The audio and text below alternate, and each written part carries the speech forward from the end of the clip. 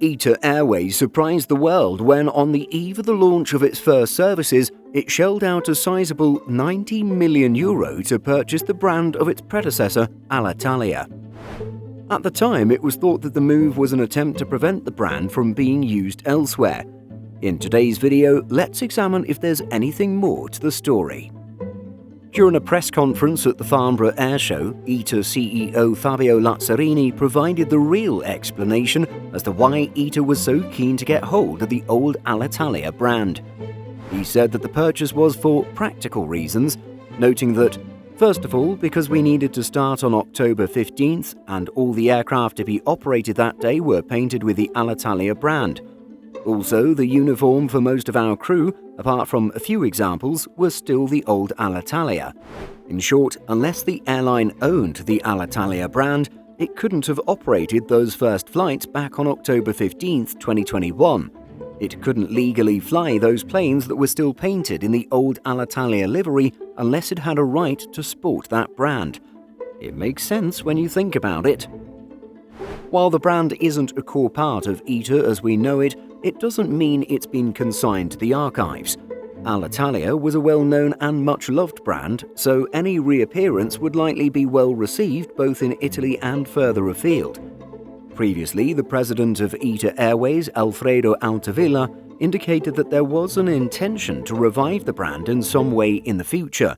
Whether that was as a special livery on one of its planes, or perhaps even a subsidiary or division of the main airline, was not specified.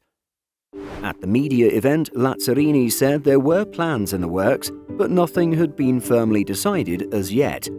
He limited his comments, saying, "We have a couple of ideas where we can leverage the power of that brand." For now, Alitalia is a relic of the past, but perhaps we could see it again someday. For the time being, at least, the airline is firmly focused on establishing ITA Airways as a brand in its own right, with Lazzarini saying, "We will establish ITA Airways as the brand. We've been investing in this and this is the new brand. It's a fresh airline. Of course, we will still need to make it very well known outside of Italy, but it's the way forward. The Alitalia brand is for separate projects." But there could be more influences to take into account for these separate projects. Italy's government recently revealed that it is in exclusive talks with a consortium including Air France-KLM and Delta Airlines regarding the sale of ITA Airways. There's still some way to go with the talks, and certainly there will be regulatory scrutiny over such a grand consolidation, but with the Lufthansa Group out of the picture, it seems the decision is near. Do you miss Alitalia?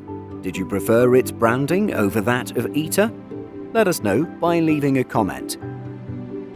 In addition to our daily YouTube videos, Simple Flying publishes over 150 articles every week. If you're looking for the latest aviation news and insights, visit simpleflying.com.